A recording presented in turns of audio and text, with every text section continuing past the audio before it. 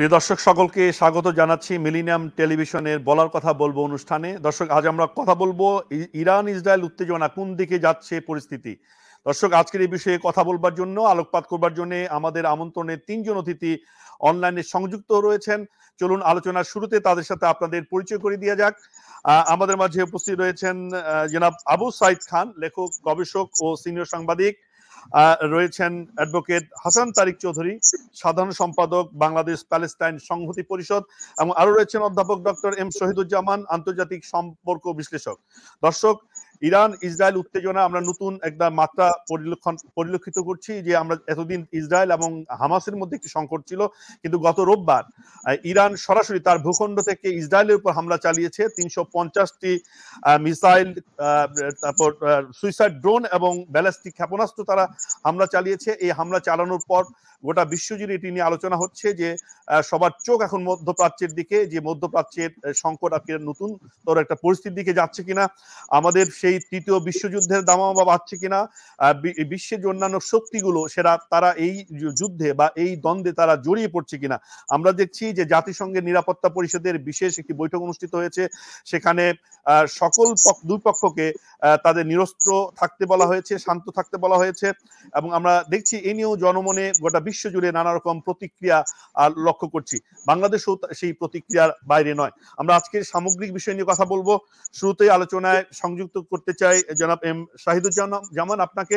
আপনি আন্তর্জাতিক নানা বিশ্লেষণ করেন। আমরা দেখলাম যে খুবই আনপ্রেসিডেন্টেড বলা হচ্ছে যে ইরান তার ভূখণ্ড থেকে এই প্রথমবারের মতো ইসরায়েলের সরাসরি ক্ষেপণাস্ত্র আক্রমণ চালালো। যদিও হতাহতের ঘটনা খুব বেশি ঘটেনি, অনেকটা আগে ভাগে জানিয়েই তার এই কাজটি করেছে। তো এই যে ক্ষেপণাস্ত্র হামলা, এটিকে আসলে মধ্যপ্রাচ্যে বা পশ্চিম যে এশিয়ার যে সংকটকে আরো বেশি ঘনীভূত করবে কিনা, মানে যুদ্ধকে আরো বেশি বিস্তৃত হবে কিনা এই ঘটনার মধ্য দিয়ে, আপনি পরিস্থিতিকে কিভাবে বিশ্লেষণ করছেন জনাব এম শাহিদুজ্জামান? ধন্যবাদ। দেখেন, ইরান যে উদ্দেশ্যে এই সামরিক রেসপন্সটা করলো, এটা তার আগে থেকে ঠিক করা ছিল। ইনফ্যাক্ট সুইজারল্যান্ড মধ্যস্থতা করেছিল মার্কিন যুক্তরাষ্ট্রকে জানাতে যে ঠিক কোন সময় ইরান এগুলো ক্ষেপণাস্ত্রগুলো নিক্ষেপ করবে এবং এগুলোর গতিপথ কোন দিক থাকবে। এতখানি যখন ইরানের দায়িত্বশীলতা, সেখানেই বোঝা যায় যে এখানে কিন্তু ঠিক এটাকে যুদ্ধ শুরু করা যে অর্থে আমরা বুঝি ক্লাসিক্যাল সেন্সে, ইরান সেটা করেনি। এবং এটা বোঝাও যায় যে ইরান ইসরায়েলের সাথে এই আন্তর্জাতিক ব্যবস্থার এই সময়ে যুদ্ধে যাওয়ার জন্য কোনোভাবেই তার আগ্রহ নেই, ইচ্ছাও নাই। প্রস্তুতি হয়তো রয়েছে, কিন্তু তার কোনো ইচ্ছা নেই, জড়ানোর ইচ্ছা নেই কোনো যুদ্ধে। এখন এমন একটা ক্রান্তিকাল যে ইরান এখন তার আণবিক অস্ত্রায়ন প্রক্রিয়া যে ঘটানো হচ্ছে, শোনা যায় যে হয়তো তা জাস্ট চূড়ান্ত পর্যায়ে রয়েছে। এবং এই চূড়ান্ত পর্যায়টা পার হয়ে গেলে ইরানের অবস্থান বিশ্ব সমর শক্তিগুলোর মধ্যে এক অসাধারণ ধাপ এগিয়ে যাবে। এবং ইরান তখন একটা শুধু রিজনাল পাওয়ারই না, বলতে গেলে ইসরায়েলের সাথে মোকাবেলা করার মতো একটা নিশ্চিত কার্যকারিতা অর্জন করবে। এখন কালকে সেদিন রাতে যে ঘটনাগুলা ঘটেছে সেগুলো অত্যন্ত অনেকে বলে যে হয়তোবা ইরান এটা থেকে কোনো কিছু পায়নি, কিংবা ইসরায়েল এখন আরো বেশি পাল্টা ব্যবস্থা নিবে সেরকম একটা শক্তি পেয়েছে। আসলে আমার যে ধারণা, এবং কিছু কিছু রণকৌশলবিদরা যা বলেছে, ইরানের এই যে 3 ধরনের ক্ষেপণাস্ত্র সে ব্যবহার করেছে, প্রথমত এই ইয়েগুলো, ওই যে আমরা যেগুলোকে বলি ছোট ছোট ভেসে ভেসে যায়, অনেক সময় লাগে, 8 ঘন্টা 7 ঘন্টা ড্রোনসই বেশি ছিল। এবং ড্রোনস গুলো অনেক দেরিতে পৌঁছাবে, এগুলো শুট ডাউন করাটা খুবই স্বাভাবিক, সহজ। এগুলো দিয়ে ইরানের যে ভূরাজনৈতিক দূরত্ব, মানে পার্শ্ববর্তী দেশও নয়, একটা ছোট, অত্যন্ত ছোট, আমাদের কুমিল্লা জেলার মতো বোধহয় ইসরায়েলের ওভারঅল সাইজ। এবং মাঝখানে বিশাল ইরাক পার হয়ে তারপরে সিরিয়া বা জর্ডান পার হয়ে তারপর ইসরায়েলে প্রবেশ করতে হয়। এবং এমনও জায়গা রয়েছে যেখানে গভীরতা, ইসরায়েলের গভীরতা মাত্র 16 মাইল বা প্রায় হয়তো বা 30 কিলোমিটার কম, পাশেই ভূমধ্য সাগর। এইরকম একটা টার্গেট সেট করে ইরানকে যথাযথ রিচ করতে হয়েছে। ইরানের জন্য 300 ক্ষেপণাস্ত্রের মধ্যে ড্রোনস ছাড়া ছিল যে ক্রুজ মিসাইল গুলো কিন্তু অত গতিশীল নয়, কার্যকারিতাও সীমিত। এগুলোকে কম্পিউটারাইজড করা থাকে, আপনি ভূমি থেকে এগুলো ডিরেকশন গাইড করতে পারেন, এমনকি গতিও নির্ণয় করতে পারেন। ইরানের সবচেয়ে ভয়ঙ্কর অস্ত্র যেটা ব্যবহার করা হয়েছে তা ছিল প্রায় ব্যালিস্টিক মিসাইলস গুলো। এইসব ব্যালিস্টিক মিসাইলস এগুলো কিন্তু একটা শট, যেমন আপনি পিস্তলের শুটে একটা শটে গুলি বের হয়ে যায়, সেটাকে থামানোও যায় না, গতিও নিয়ন্ত্রণ করা যায় না। Once it is out, it has to reach its target. এই ব্যালিস্টিক মিসাইলও তাই, এবং এর গতি অনেক বেশি। এবং এই ব্যালিস্টিক মিসাইল গুলো শুট করতে আমেরিকার যে ভূমধ্য সাগরে ডেস্ট্রয়ার দাঁড়ানো ছিল, 2টি ডেস্ট্রয়ার, সেখান থেকে তাদের ওই প্যাট্রিয়ট অ্যান্টি মিসাইল সিস্টেম ব্যবহার করতে হয়েছে, যেটা খুবই এক্সপেন্সিভ। ইসরায়েলও তার প্যাট্রিয়ট অ্যান্টি মিসাইল সিস্টেম ব্যবহার করেছে। এই ব্যালিস্টিক মিসাইল গুলোর ধারণ ক্ষমতা, ডিস্ট্রাকশন ক্ষমতা কতখানি বোঝা যায় যে 7টা এসকেপ করে দক্ষিণ ইসরায়েলে মরুভূমির একটা এয়ার বেসে যে ক্রেটার ফর্ম করলো, তাতেই বোঝা যায় যে এগুলো কতখানি শক্তিশালী। এগুলো যদি ঠিক মতো কাবু না করতো, আমেরিকা যদি অংশগ্রহণ না করতো, ইসরায়েলের জন্য হয়তো সম্ভব হতো না সমস্ত ব্যালিস্টিক মিসাইল গুলাকে নিয়ন্ত্রণ করা। ইরান এই জন্য ইসরায়েলকে বাধ্য করেছে এই পরীক্ষা ফেস করতে। এবং এই পরীক্ষায় ইরানের জন্য সবচেয়ে ইম্পর্টেন্ট সামরিক টেস্ট এটাই ছিল যে তার আঘাত করার দক্ষতা, টার্গেট রিচ করা অতখানি দূরত্ব থেকে, যেখানে এয়ার স্পেস বন্ধ করে দেয়া হয়েছিল, ইরাকের বিশাল এয়ার স্পেস, সিরিয়ার বিশাল এয়ার স্পেস বন্ধ করে, তারপরেও তারা ঠিক টার্গেট অনুযায়ী সবগুলা মিসাইলই কিন্তু মোটামুটি ইসরায়েলের জেরুজালেমের আশেপাশে, এমনকি ডোম অফ দ্য আর্কের কাছাকাছি প্রায় পৌঁছে যেতে পারত। এটা ইরানের জন্য পরীক্ষায় উত্তীর্ণ হওয়া বলা যায়। আরেকটা ছিল যে তার যে ব্যবসা, ড্রোনের ব্যবসা, এটা যে ভবিষ্যতে একটা গতিশীল ব্যবসা হয়ে দাঁড়াবে সন্দেহ নাই, কেননা এগুলো ইউক্রেনে কার্যকর হয়েছে এবং সেদিন সবগুলো ড্রোনই কিন্তু ঠিক মতো ওই স্যার আপনাকে শুনবো। আপনাকে একটু ধন্যবাদ জানাচ্ছি। যেটি হচ্ছে যে ইরান আগে ভাগে জানিয়ে এই ধরনের হামলা চালালো, এই যে জানিয়ে হামলা চালানো এটি কেন করলো ইরান, সেটি নিয়ে আলোচনা হচ্ছে। আপনি বলছেন যে মানে ফুল ব্লোন একটা যুদ্ধ, এটা মানে সর্বাত্মক যুদ্ধ কি শুরু হবে কিনা এই আশঙ্কা অনেকে করছেন। আপনি বলছেন যে সেটি হবার সম্ভাবনা কম, কিন্তু আমরা জাতিসংঘের মহাসচিবকে আমরা তাকে কিন্তু আশঙ্কা প্রকাশ করতে দেখেছি যে এটি অন্যদিকে যেতে পারে এবং সেটি একটা সংকটের মধ্যে পুরো মধ্যপ্রাচ্য পড়ে গেছে এবং মধ্যপ্রাচ্যের অপরাপর দেশগুলো জনগণের নিরাপত্তা নিয়েও কিন্তু প্রশ্ন তোলা হচ্ছে। আপনার কাছে স্যার আসবো, জন্য আবু সাইদ খান আমাদের সাথে যুক্ত হয়েছেন। আমরা একটু পরে আবু সাইদ খান আপনার কাছে আসবো, কিন্তু তার আগে হাসান তারিক চৌধুরী আপনার কাছে আসতে চাই। আপনি প্যালেস্টাইন সংহতি আন্দোলনের বাংলাদেশের নেতৃত্ব দিচ্ছেন। আপনি কিভাবে দেখছেন এই যে ইরানের যে আক্রমণ, তার মধ্য দিয়ে কি আসলে সংকট ঘনীভূত হলো কিনা, শান্তির বিপরীতে সেখানে আরেক ধরনের যুদ্ধ পরিস্থিতি আর সংঘাত, আরেক ধরনের মানে মানবতার অপচয়, সেটি ধরনের আশঙ্কা তৈরি হলো কিনা, আপনি কিভাবে দেখছেন পরিস্থিতিকে? নিঃসন্দেহে এই সংঘাত, মধ্যপ্রাচ্যের শান্তির যে প্রক্রিয়া, এটাকে আরো, আপনাকে আমরা ঠিক শুনতে পাচ্ছি না, একটু যদি সামনে এসে বলুন। জি, আমি মনে করি যে এই যে অ্যাটাক এবং এই যে টোটাল যে সংঘাতের যে ঘটনাটি, যেটি আসলে ঐতিহাসিকভাবে বিবেচনা করলে দেখা যায় যে শুরু করেছে, প্রথম থেকেই প্রভোগ করেছে হলো ইসরায়েল, এবং তারা এটাকে এই যুদ্ধের সঙ্গে, এই আক্রমণের সঙ্গে। তারিক ভাই, আপনার ভলিউমটি কি ফুল করা আছে কিনা আপনি একটু চেক করে নিন, মানে ভলিউমটি বাড়াতে হবে, আপনাকে আমরা খুব ভালো শুনতে পাচ্ছি না। আমার ভলিউম ফুল করা আছে, ফুল। জি, একটু চেষ্টা করুন একটু লাউডলি বলবার। জি, আমার ভলিউম ফুল।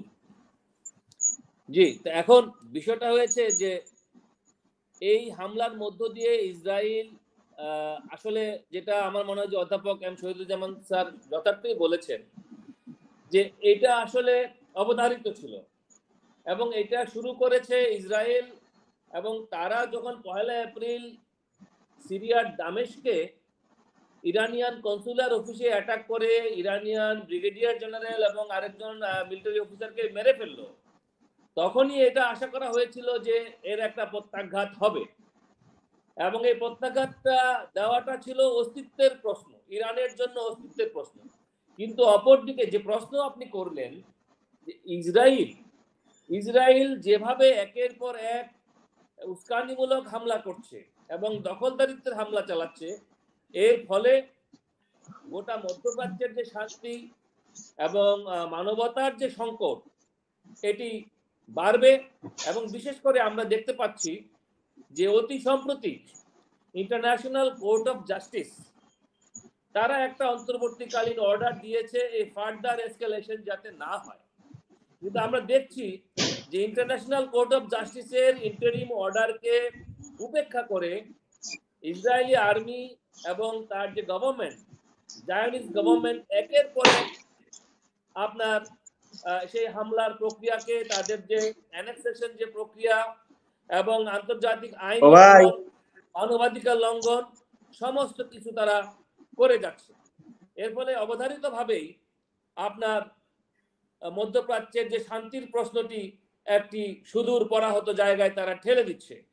এবং এর জন্য প্রধানত ইসরায়েলি আর্মি, তার গভর্নমেন্ট এবং তাদের যে ইন্টারন্যাশনাল মিত্র রয়েছে, বিশেষ করে ইম্পেরিয়ালিজম, তাদেরকে এর জন্য দায়ী করতে হবে। এবং আমরা দেখতে পাচ্ছি যে আমেরিকান অ্যাডমিনিস্ট্রেশনের পক্ষ থেকে জাতিসংঘের যে অ্যাপিল, সেটাকে পাশ কাটিয়ে যেভাবে ইসরায়েলি একতরফাভাবে ইসরায়েলি গভর্নমেন্টকে এবং ইসরায়েলি আর্মিকে মদত দেওয়া হচ্ছে, এটা নিঃসন্দেহে আন্তর্জাতিক আইনের লঙ্ঘন এবং বিশ্ব শান্তি প্রক্রিয়ার জন্য একটি বিরাট হুমকি স্বরূপ বলে আমি মনে করি। এবং আমাদের দেশে বিভিন্ন সামাজিক, বিশেষ করে বাংলাদেশের প্রগতিশীল সামাজিক এবং তারিক ভাই, আমরা সেটি আসবো যে শান্তিবাদী গোটা বিশ্বের মানুষ এবং তার মধ্যে বাংলাদেশও আছে, তাদের আমরা প্রতিক্রিয়া আমরা একটু শুনতে চাইবো। গোটা বিশ্ব জুড়ে যখন এই ধরনের যুদ্ধ পরিস্থিতি দেখেছে, যখন অন্যায়ভাবে যুদ্ধ চাপিয়ে দেওয়া হয়েছে, গোটা বিশ্বের শান্তিবাদী মানুষ কিন্তু তার প্রতিবাদ করেছে, এখনো করছে, কিন্তু সেটি কার্যকরী ফলপ্রসূ কোনো পরিণতি পাচ্ছে না। আর সেটি নিয়ে আমরা কথা বলবো, যেহেতু আপনি এই ধরনের উদ্যোগের সাথে যুক্ত আছেন। আমরা আসবো আবু সাইদ খান আপনার কাছে। যে আমরা দেখলাম যে কয়েক মাস থেকে চলা যে একতরফা যুদ্ধ গাজার উপরে চাপিয়ে দেওয়া হয়েছে, সেখানে হাজার হাজার ফিলিস্তিনিদের নির্মম হত্যাকাণ্ড আমরা দেখলাম। হাসপাতালে, বিদ্যালয়ে, আশ্রয় কেন্দ্রে নানা রকম যে আক্রমণ চলেছে, সেই প্রেক্ষাপটে আবার নতুন করে আমরা দেখছি যে ইরান এবং ইসরায়েলে এক ধরনের সংকট তৈরি হয়েছে। তো এটি আসলে আমাদের সংকট সমাধানের কোনো পথ তৈরি করবে কিনা? অনেকে মনে করছেন যে না, এই যে ইরানের আক্রমণ অবশ্যই উচিত ছিল, কারণ ইসরায়েলকে অপ্রতিরোধ্যভাবে ইসরায়েল তার কাজটি করে যাচ্ছিল। আপনি কি মনে করেন যে এই পরিণতি কি হতে পারে মধ্যপ্রাচ্যের এবং পশ্চিম এশিয়া, গোটা পৃথিবীতে? যুদ্ধ ডেকে আনে, শান্তি আসে না। কিন্তু ইরান যে সম্প্রতি যে হামলা করেছে, যে অভিযান চালিয়েছে, ইরানের জন্য আর কি করণীয় ছিল? কেন ইরানের পিঠ তো দেওয়ালে ঠেকে গিয়েছিল। দামেস্কে তাদের কনসুলেটের উপর হামলা, তাদের নির্মমভাবে হত্যাকাণ্ড, তারপরেও তারা চুপ ছিল। তো তাৎক্ষণিকভাবে তারা সেটাকে রুখে দাঁড়ায়নি, তারা ভেবে চিন্তে তাদের নিজস্ব অস্তিত্ব রক্ষার প্রয়োজনে তারা হামলা করেছে। এখানে হচ্ছে মধ্যপ্রাচ্যে মার্কিন এবং ইসরায়েলের যে নীতি, সেই নীতি হচ্ছে কিছু লোককে গোলাম করে রাখা, কিছু দেশকে গোলাম করে রাখা, আর কাউকে কাউকে জব্দ করা। এবং যেটা প্যালেস্টাইনের উপর করছে, এটা তো মানে অন্যায়, মানে কি, সেটা তো সারা পৃথিবী তো সেটা এক বাক্যে স্বীকার করছে। অথচ মার্কিন এবং তার সহযোগীরা তারা এটাকে জাস্টিফাই করছে। তো এই অবস্থার মধ্যে দিয়ে মধ্যপ্রাচ্যে সেখানে শান্তি আসছে না। এবং দ্বিতীয় মহাযুদ্ধের পর থেকে আমরা যেটা লক্ষ্য করি, মধ্যপ্রাচ্যে কখনো তেল এবং অস্ত্র ব্যবসার প্রয়োজনে যে মার্কিন নীতি, তারা সেখানে ইসরায়েলকে দাঁড় করিয়েছে এবং অপরদিকে তারা নিজেরাও তারা অস্ত্র ব্যবসার জন্য এখানে একটা যুদ্ধ পরিস্থিতি সৃষ্টি করে রাখার চেষ্টা করছে। এবং শুধু কেবল মধ্যপ্রাচ্যে নয়, সারা দুনিয়াতে তাদের আজকে মার্কিন অর্থনীতির সবচেয়ে প্রাণ শক্তি হচ্ছে অস্ত্র, এবং সেই তাদের অস্ত্র শিল্পকে, অস্ত্র সম্ভারকে বাড়িয়ে তোলার জন্য এই ধরনের যুদ্ধ পরিস্থিতি তাদের জন্য দরকার এবং অশান্তি তাদের দরকার। তারা নিজেরা মনে করছে যে তাদের রাষ্ট্রিক প্রয়োজনে তাদের এই ধরনের যুদ্ধ দরকার, যদিও বা মার্কিনের জনগণের মধ্য থেকে এর প্রতিবাদ আছে। এবং এর আগে আমরা দেখছি একজন যুবক কিভাবে আত্মহতি দিয়েছেন, এবং বিভিন্নভাবে বিভিন্ন অবস্থান থেকে মার্কিনী জনগণ এটাকে প্রতিবাদ করছে, কিন্তু মার্কিন প্রশাসন সেটাকে শুনছে না। তারা ইসরায়েলের সঙ্গে হাত ধরাধরি করে যে অশান্তির আগুন জ্বালাচ্ছে, এবং এটা নিবারণ করার পথটা কি? যুদ্ধের সমাধান না, কিন্তু ইসরায়েলের সামনে ইসরায়েলকে মোকাবেলা করার জন্য ইরানের জন্য আর কি করা উচিত ছিল? আর হয়তো তাদের মার খাওয়া, এটাকে মেনে নেওয়া, না প্রতিবাদ করা। তারা প্রতিবাদ করেছে। এই প্রতিবাদের মধ্য দিয়ে তারা যে নিঃস্ব নয়, তারা যে প্রতিবাদের তাদের ভাষা আছে এবং সামরিক শক্তি আছে, এটা এক ধরনের তারা প্রমাণ করতে পেরেছে। এবং এর আগে আমরা যেটা যখন ইসরায়েলি হামলার সময় পশ্চিমা দুনিয়া তার পাশে দাঁড়িয়ে যেভাবে কথা বলেছিল, এমনকি যুক্তরাষ্ট্র যেভাবে তারা সুর মিলিয়েছিল, কিন্তু এবার যুক্তরাষ্ট্র কিন্তু ভিন্ন সুরে কথা বলছে। তারা বলছে যে না, তারা এই ধরনের পাল্টা হামলার তারা পার্ট হবে না, তারা পার্টি হবে না। তো এই বক্তব্য তারা দিচ্ছে। এর কারণ হচ্ছে যে দুটো জিনিস। একটা হচ্ছে যে তারা এই ধরনের হুমকি ধমকির মধ্য দিয়েই তারা এখানে মধ্যপ্রাচ্যে তাদের কর্তৃত্ব বজায় রাখতে চায়, কিন্তু মধ্যপ্রাচ্যে প্রতিবাদী যদি কোনো শক্তি তৈরি হয়, কিন্তু সেটাকেও তারা বিবেচনায় নিতে চায়, কেননা তাদেরকে তো বিবেচনায় নিতে হবে। কেননা ঘটনা হচ্ছে যে মধ্যপ্রাচ্যের রাষ্ট্রগুলো নত জানু, মার্কিনী নীতির কাছে নত জানু, কিন্তু মধ্যপ্রাচ্যে জনগণের মধ্যে কিন্তু এক ধরনের প্রতিবাদ আছে এবং তাদের একটা মনোভাব আছে। অতএব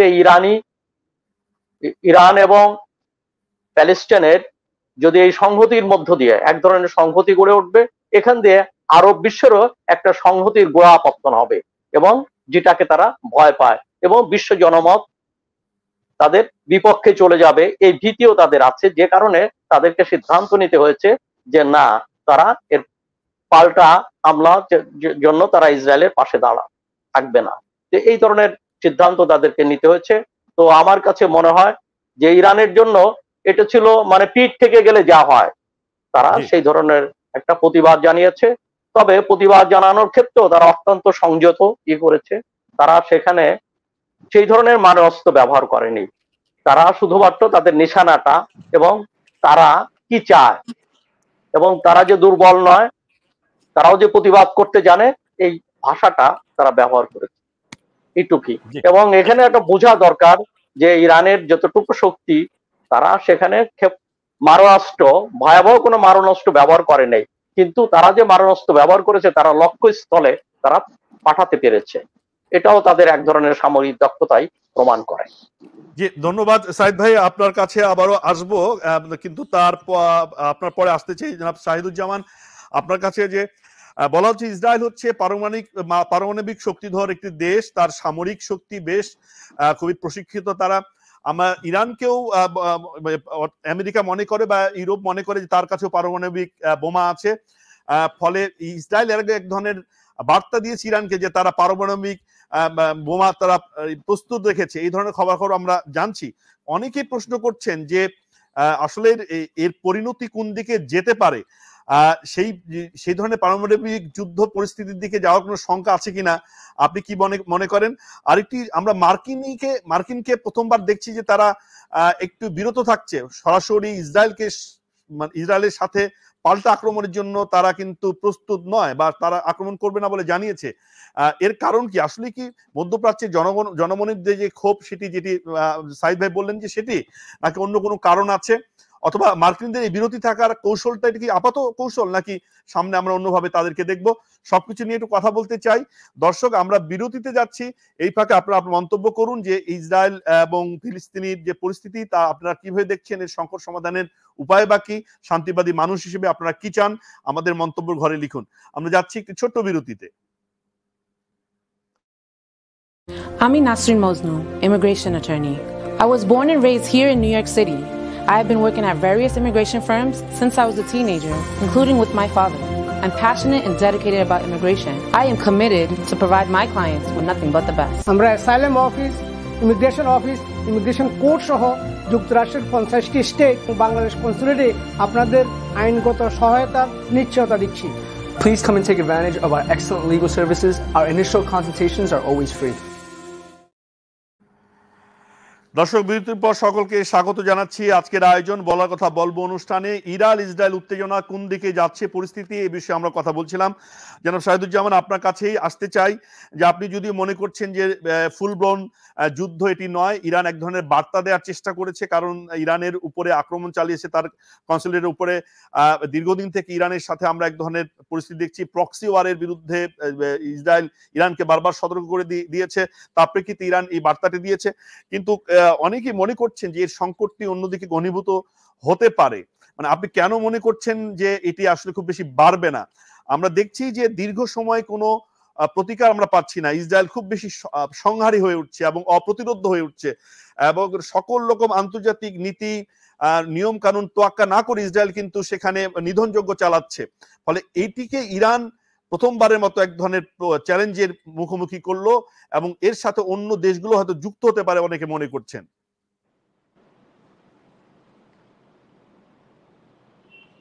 জনাব শাহিদুজ্জামানকে আমরা দেখতে পাচ্ছি না, দুঃখিত, হয়তো তার সংযোগটি বিচ্ছিন্ন হয়ে গেছে। তিনি যুক্ত হলে আবারও আমরা তার সাথে কথা বলবো। শুরু করতে চাই, শুনতে চাই হাসান তারিক চৌধুরী। জি স্যার, আপনি কি আমার বক্তব্য কথা শুনতে পেয়েছিলেন? হ্যাঁ, শুনতে পেয়েছিলাম। সরি, আমি উঠে গিয়েছিলাম। ঠিক আছে, বলুন। মানে এখন আবার শুরু হয়ে গেছে। জি, কেন আপনি মনে করছেন যে আমি উত্তর দিব? হ্যাঁ প্লিজ। আচ্ছা, আমি বলছি, আপনার প্রথম প্রশ্নটা অত্যন্ত গুরুত্বপূর্ণ। এই যে আণবিক যুদ্ধ ও আণবিক একটা সামর্থ্য থাকায় এই অঞ্চলে ইসরায়েলের এবং ইরানেরও আণবিক অস্ত্র থাকার সন্দেহ থাকাতে এখানে কি আরো বৃহত্তর আণবিক যুদ্ধ লাগবে কিনা, এটা কিন্তু পপুলার মিথস, পপুলার অনেকটা রূপকথার মতো অনেক ধারণা রয়েছে আণবিক অস্ত্র সম্পর্কে। প্রথমত এটা বলে নেই যে আণবিক অস্ত্রের উদ্দেশ্য কিন্তু সেটাকে ব্যবহার করা শাব্দিক অর্থে না। যেমন ধরেন, আণবিক বোমা যদি ফাটানো হয় তাহলে সেটার কোনো ইউটিলিটি থাকে না, সেটা হচ্ছে সভ্যতাকে ধ্বংস করা। আণবিক অস্ত্রের উদ্দেশ্য হচ্ছে যুদ্ধকে বিরত রাখা, যুদ্ধ থেকে পৃথিবীকে দূরে ঠেলে রাখা, এটার ভয় প্রদর্শন, এবং এটার যে শব্দটা আমরা সামরিক বিদ্যায় ব্যবহার করি তা হচ্ছে ডেটারেন্ট ভ্যালু। হ্যাঁ, নিবারক শক্তি। আণবিক অস্ত্রের মতো এত কার্যকর নিবারক শক্তি কোনো অস্ত্রের নেই। পৃথিবীতে হাজার বছরের যে যুদ্ধের ইতিহাস, বিভিন্ন সভ্যতার উত্থান পতন, সেখানে আণবিক অস্ত্রের রোল কেউ প্লে করে। মহাভারতে আমরা দেখি যে ব্রহ্মাস্ত্র ভয় দেখানো হয়েছে, কিন্তু সেগুলো শাব্দিক অর্থে ব্যবহার করা হয়নি। হ্যাঁ, আর যেমন আমাদের হিন্দু ধর্মে কালী গডেস, হ্যাঁ, তিনি হচ্ছেন ধ্বংসের দেবী, মৃত্যুর দেবী, কিন্তু তাকে পূজনীয়, কেননা তিনি তার খড়গ তুলে যে লম্পট বা ধ্বংস করতে চায় তাদেরকে রোধ করে। এখন আণবিক অস্ত্র যে কার্যকর অধিকার রয়েছে ইসরায়েলের হাতে, এটা যদি শুধু মধ্যপ্রাচ্যে ইসরায়েলেরই থেকে থাকে তাহলে কিন্তু মধ্যপ্রাচ্যে ভয়াবহ আণবিক যুদ্ধের পরিণতি ঘটে যাবে। কারণ ইসরায়েলের এই যে চরম অ্যারোগেন্স, এর মূলে রয়েছে তার আণবিক অস্ত্র এককভাবে এবং পিছনে আমেরিকার মদদ। এটার একমাত্র কিওর হচ্ছে, যেটা ঘটে যাচ্ছে, খুব শিগগিরই ঘটবে। এবং এখানে আমরা যতই বলি না যে আণবিক অস্ত্র পরিহার করা হোক সবাইকে, সেটা কখনো হবে না, হওয়ার প্রশ্নই ওঠে না। বরং ইরান যদি এখন অত্যন্ত, সে ফাইনাল স্টেজে রয়েছে, এখন ইরানের হাতে যদি আণবিক অস্ত্র ঠিকভাবে চলে আসে, আমার মনে হয় আমেরিকা এটা জানে, এবং ইরানের যেসব আন্ডারগ্রাউন্ড টেস্টিং লোকেশন সেগুলো অনেক সেফ, কয়েক মাইল নিচে, এবং ইসরায়েল সেগুলো ধ্বংস করতে চাইলেও পারবে না। সুতরাং আশা করা যায় যে আগামী 1 বছরের ভিতর মধ্যপ্রাচ্যে আমরা আণবিক নিবারক দেখতে পাবো। অর্থাৎ দুই পক্ষই মনস্তাত্ত্বিকভাবে একে অপরকে আক্রমণ করার লোভ সংবরণ করতে বাধ্য থাকবে। নিবারকের অর্থ হচ্ছে চূড়ান্ত যুদ্ধে না যাওয়া। আপনি দেখেন এই যে দক্ষিণ এশিয়াতে ভারতের পরে যদি পাকিস্তানের আণবিক অস্ত্র না থাকতো, তাহলে কিন্তু এতদিনে আরো কয়েকটা বড় বড় যুদ্ধ হয়ে যেত। সেই যুদ্ধে তারা যায়নি। লো ইন্টেন্সিটি ওয়ারফেয়ার হয়, ছোটখাটো এক্সচেঞ্জ হয়, কিন্তু কাশ্মীর আমরা নিয়ে ধন্যবাদ স্যার আপনাকে, কিন্তু আমরা তো পারমাণবিক এই ধ্বংসাত্মক যে অস্ত্র আমরা চাই না, আমরা মানবতাকে রক্ষা করতে চাই, পৃথিবীকে রক্ষা করতে চাই। আমরা তো এর ব্যবহার দেখেছি দ্বিতীয় যুদ্ধের সময়, বিশ্বযুদ্ধের সময় নাগাসাকি, হিরোশিমাতে, এবং তার যে ক্ষয়ক্ষতি এখনো সেটি চলছে। ফলে এটি যে ব্যবহার হয়নি, ব্যবহারটা এমনও নয়। আমরা আপনার কাছে আসতে চাই হাসান তারিক চৌধুরী, আপনার কাছে যে গোটা বিশ্বজুড়ে শান্তিবাদী মানুষ নানা প্রতিবাদ করছে। খোদ আমেরিকায় আমরা প্রতিবাদ দেখেছি, ইসরায়েলেও কিন্তু এই আক্রমণের বিরুদ্ধে প্রতিবাদ হয়েছে। তো আমরা দেখেছি যে এই ধরনের সংকটে বাংলাদেশের বিভিন্ন সময়ে প্রতিবাদ হতে, এর আগেও যখন ফিলিস্তিনের উপর আক্রমণ চালানো হয়েছে তখন আমরা রাজপথে বিভিন্ন রাজনৈতিক দল, বিভিন্ন সামাজিক সংগঠন, রাজনৈতিক সংগঠনের আমরা বড় বড় প্রতিবাদ সমাবেশ দেখেছি। কিন্তু এবার একটু অন্যভাবে আমরা দেখছি, বাংলাদেশের সেই শান্তিবাদী মানুষের যে প্রতিবাদ রাজপথে দাঁড়িয়ে, সেটা আমরা দেখছি না। আমরা মুসলিম সংহতির কথা বলি, উম্মার কথা বলি, আমাদের মুসলিম যে ধর্মীয় যে দলগুলো, আমরা জামাত, বিএনপির কথাও বলতে পারি, তারাও খুব বেশি কার্যকর প্রতিবাদ করছে না। মানে এটি আপনি কিভাবে দেখছেন? দেখেন, এখানেই তো হলো আন্তর্জাতিক রাজনীতির আসল খেলাটাই এখানে। এবং আমার মনে হয় যে আমাদের বাংলাদেশটা ভূ রাজনৈতিক ভাবে এতটাই গুরুত্বপূর্ণ হয়ে গিয়েছে যে আমাদের এখানকার যে আভ্যন্তরীণ রাজনৈতিক দলগুলো, তারা ব্লিংকেন সাহেব কি বললেন বা বাইডেন অ্যাডমিনিস্ট্রেশন কি পেলে খুশি হবেন, এই রেসপন্সের দিকে তাকিয়ে থাকে। এটা আমাদের দেশের, আমি একটু আত্মসমালোচনা করেই বলবো যে আমাদের বাংলাদেশের যে পলিটিক্যাল যে পার্টিগুলো রয়েছে, যারা আজকে চুপ রয়েছে, তাদের যে রাজনৈতিক দেউলিয়াত্ব, তার একটি বহিঃপ্রকাশ। এবং আমরা দেখেছি যে বিগত নির্বাচনকে কেন্দ্র করে, বিগত পার্লামেন্ট নির্বাচনকে কেন্দ্র করে যে ইন্টারন্যাশনাল স্টেক হোল্ডাররা যেভাবে ভূমিকা পালন করেছে, যেভাবে ভিয়েনা কনভেনশন লঙ্ঘন করে বাংলাদেশের আভ্যন্তরীণ ব্যাপারে হস্তক্ষেপ করেছে, এবং যেভাবে কিছু কিছু রাজনৈতিক দল বিদেশি দূতাবাসে গিয়ে ধর্ণা দিয়েছে, এর মধ্যে আমাদের রাজনীতির, আমাদের দেশের রাজনীতির একটা দেউলিয়াত্ব আমরা লক্ষ্য করেছি। এবং এরই একটি ফলাফল দেখা যাচ্ছে যে প্যালেস্টাইন সংহতির জায়গাতেও। কিন্তু আমি ওই জায়গায় আটক থাকতে চাই না। আমি দেখতে পাচ্ছি ইতিবাচক ভাবে যে আমাদের দেশে অন্যান্যবার হয়তো মিছিল হয়েছে, আপনি লক্ষ্য করেছেন কিনা জানি না, আমাদের দেশের সাধারণ হকাররা, হকার সমিতি, হকার্স ইউনিয়ন, তারা লক্ষ টাকা চাঁদা তুলে সেই চাঁদার টাকা আপনার বাংলাদেশের যে প্যালেস্টাইনিয়ান দূতাবাস সেখানে গিয়ে তারা হস্তান্তর করেছে। আমাদের এখানকার প্রাইভেট বিশ্ববিদ্যালয়, তারা বিপুল পরিমাণ টাকা তারা প্যালেস্টাইন এম্বাসিতে তারা হস্তান্তর করেছে। সুতরাং সংহতিটা আমাদের দেশে এখন শুধু মিছিলের মধ্যেই সীমাবদ্ধ নয়, একেবারে ম্যাটেরিয়ালি আপনার মানবিক সাহায্য প্রদান এবং এর মধ্য দিয়ে যে সংহতি, সেই জায়গাও আমি দেখতে পাচ্ছি এবার আমরা লক্ষ্য করেছি। এবং আমি যেটা বলতে চাই যে আজকে সারা দুনিয়াতে যেভাবে প্যালেস্টাইন সংহতি জোরদার হচ্ছে এবং যুদ্ধবাজদের চেহারা, সাম্রাজ্যবাদের চেহারা যতটা উন্মোচিত হচ্ছে, এবং এই বিশ্ব বিবেকের সামনে কোনো যুদ্ধবাদ শক্তি বেশি দিন টিকে থাকতে পারবে না। এবং আমরা বিশ্বাস করি যে আগামী দিনের বিশ্ব তৃতীয় বিশ্বযুদ্ধের নয়, আগামী দিনের বিশ্ব হবে বিশ্ব শান্তির বিশ্ব। এবং সেদিকে যাচ্ছে বলেই সাম্রাজ্যবাদ এবং যুদ্ধবাজরা তাদের মরণ কামড় দিচ্ছে। ইরান যেটি করেছে সেটি আত্মরক্ষামূলক। আপনি একটা দেশের রাষ্ট্রদূতকে মেরে ফেলবেন, তার দূতাবাসে হামলা করবেন, তার কি বা করার আছে? এখানে ইরান কিন্তু তার সামরিক শক্তি প্রদর্শন করতে চায় নাই।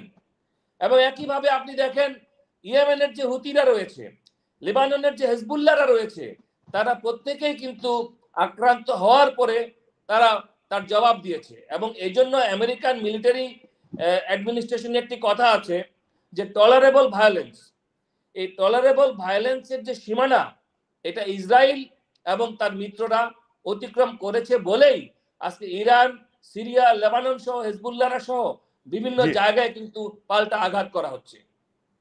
জি তারিক ভাই, আপনাকে ধন্যবাদ। সাইদ ভাই, আপনার কাছে আসতে চাই। যেটি একটি আলোচনা আছে যে ফিলিস্তিনি তো দীর্ঘ সময় থেকে নির্যাতিত হচ্ছে, নিপীড়িত হচ্ছে, এটিকে কেন্দ্র করে অনেকবার যুদ্ধ পরিস্থিতি তৈরি হয়েছে মধ্যপ্রাচ্যে। কিন্তু মধ্যপ্রাচ্যের যে মুসলিম দেশগুলো, যারা মুসলিম উম্মার কথা বলে, ওআইসি আছে সেখানে, তারা কিন্তু ফিলিস্তিনের পক্ষে দাঁড়িয়ে তারা সক্রিয়তা প্রদর্শন করেনি। এবারও অনেকটা তারা নিষ্ক্রিয়, পরোক্ষ ভূমিকা পালন করছে। এই ইরান এগিয়ে এলো, তো এর সাথে যদি মুসলিম দেশগুলো ইরানের কাতারে সামিল হতো তাহলে আরেক ধরনের বার্তা পেত। সেখানে আমেরিকা বলি বা ইউরোপীয় ইউনিয়ন বলি, তারা নিজেদের রেস্ট্রেইন করতো। মানে এই যে ধারণাটি, এটি আপনি কতটা সম্ভাবনা দেখেন আপনি যে এবার মুসলিম দেশগুলো এগিয়ে আসবে, নাকি সেখানে যে জটিল রাজনৈতিক স্বার্থ, যে যার স্বার্থ সেটি হিসাব নিকেছি তারা ব্যস্ত থাকবে? কি মনে হয়? এটা তো নতজানু পররাষ্ট্রনীতি, তাদের তো নিজস্ব স্বকীয়তা নেই, তারা নিজেরা নিজেদের পায়ে দাঁড়াচ্ছে না, তারা মার্কিনী ঘেঁষা যে নীতি, এই নীতি তারা মেনটেন করছে। এবং তাদের স্বার্থ, তাদের সয়েলের স্বার্থ কিংবা তাদের জনগণের স্বার্থ তাদের কাছে বড় নয়। তাদের ক্ষমতায় টিকে থাকার জন্য তারা যে মার্কিনের সঙ্গে যে নতজানু নীতি গ্রহণ করেছে, এখান থেকে তারা সরতে পারছে না। এইটা হচ্ছে তাদের কাছ থেকে আর আমরা কি প্রত্যাশা করতে পারি? তবে আশার বিষয়টা হচ্ছে যে মার্কিনী এই নীতির বিরুদ্ধে মধ্যপ্রাচ্যের জনমত গঠিত হচ্ছে এবং এই সব দেশেও জনগণ তারা বিভিন্ন ভাবে তারা প্রতিবাদী হয়ে উঠছে, তারা কথা বলছে। কিন্তু প্রশ্নটা হচ্ছে যে যদি গণতন্ত্র থাকতো, গণতান্ত্রিক ব্যবস্থা থাকলে সেখানে সরকারগুলা অতি সহজেই জনগণের এই ভাষা বুঝতে পারত। কিন্তু যেহেতু সেই সব দেশে গণতন্ত্র নেই, এক ধরনের স্বৈর শাসন টিকে আছে এবং যে কারণে তারা এই ধরনের লেজুর ভিত্তি করতে পারছে। কিন্তু তারপরও যে ঘটনাগুলো হচ্ছে যে ইসরায়েলের সঙ্গে সৌদি সহ যে চুক্তি এবং তাদের মধ্যে যে সখ্যতা গড়ে উঠছিল, সেখানে সেটা কিন্তু অনেকটা বাধাগ্রস্ত হয়েছে। তারা সরাসরি ভাবে তারা এগুলো হাত মেলাতে পারছে না এবং মার্কিনের প্রতি তারা সমর্থন ঘোষণা করতে পারছে না। এই ক্ষেত্রে তাদেরকে খানিকটা নির্লিপ্ত থাকতে হচ্ছে। এটাই আমার মনে হয় যে প্রতিবাদী জনগণের জয়, এবং এতটুকু হয়েছে। এই প্রসঙ্গে বলি যে হ্যাঁ, বাংলাদেশের ব্যাপারে যে বাংলাদেশের জনগণ যে প্রতিবাদ, আসলে সেটা হচ্ছে বাংলাদেশের আভ্যন্তরীণ তার দুর্বলতা, অর্থাৎ রাজনীতি, সেখানে রাজনীতির জায়গা নেই। এখানে ক্ষমতার এক ধরনের লড়াই হচ্ছে এবং বিদেশকে তুষ্ট করা, তাদের সঙ্গে লেজুর ভিত্তি করাও বাংলাদেশের রাজনীতি হচ্ছে। জনগণের হয়ে রাজনীতি করা কিংবা বাংলাদেশের অতীতের সরকারগুলো, অতীতে বাংলাদেশ যেমন ধরুন যে বঙ্গবন্ধু যেভাবে প্যালেস্টাইনের পাশে দাঁড়িয়েছিলেন এবং যে বলিষ্ঠ ভাষায় তারা কথা বলেছিলেন, কিন্তু আজকে সেই ভাষায় কথা বলা হচ্ছে না। এমনকি আপনি ধরুন যে 1971 সালে মুক্তিযুদ্ধ চলাকালে, তো তখন মুক্তিযুদ্ধ চলাকালে ইসরায়েলের পক্ষ থেকে বাংলাদেশকে প্রস্তাব দেওয়া হয়েছিল, কিন্তু তাজউদ্দিন সাহেব তখন প্রধানমন্ত্রী সেটাকে প্রত্যাখ্যান করেছিল যে ইসরায়েলের সহযোগিতা নিয়ে, সহায়তা নিয়ে বাংলাদেশের স্বাধীনতা আমরা চাই না, আমরা বাংলাদেশের জনগণ আমরা যুদ্ধ করে স্বাধীনতা আনবো। তো এই যে 71-এর মতো ঘটনা, যুদ্ধকালীন ঘটনাও যে দৃঢ়তা বাংলাদেশ দেখাতে পেরেছিল, কিংবা তার পরবর্তীতে যে বঙ্গবন্ধু সরকার যেটা দেখিয়েছিল, কিন্তু আজকের সরকার, আজকের রাষ্ট্রযন্ত্র সেই দৃঢ়তা দেখাতে পারছে না। মনে হচ্ছে যে এক ধরনের দায় সারা গোছের প্রতিবাদ। ধন্যবাদ সাইদ ভাই। আমরা দেখেছি বাংলাদেশের যে প্রধানমন্ত্রী, তিনি কিন্তু প্রতিক্রিয়া ব্যক্ত করেছেন, আন্তর্জাতিক জাতিসংঘে ভাষণও তিনি বক্তব্য দিয়েছেন এই নিরসনের জন্য। আমরা একটু আলোচনায় আমাদের অনেক দর্শক দেখছেন, তারা মন্তব্য করছেন। দুই একজন দর্শকের মন্তব্য একটু পড়তে চাই আমরা আলোচনার শেষের দিকে। আবু রায়হান তিনি বলছেন যে নাইস প্রোগ্রাম, এবং তিনি ধন্যবাদ জানিয়েছেন আমাদের আলোচকদের। আমাদের আবু জাফর তফাদার তিনি বলছেন American interest always supported Israel and Israelis people. Muslim world can't do anything.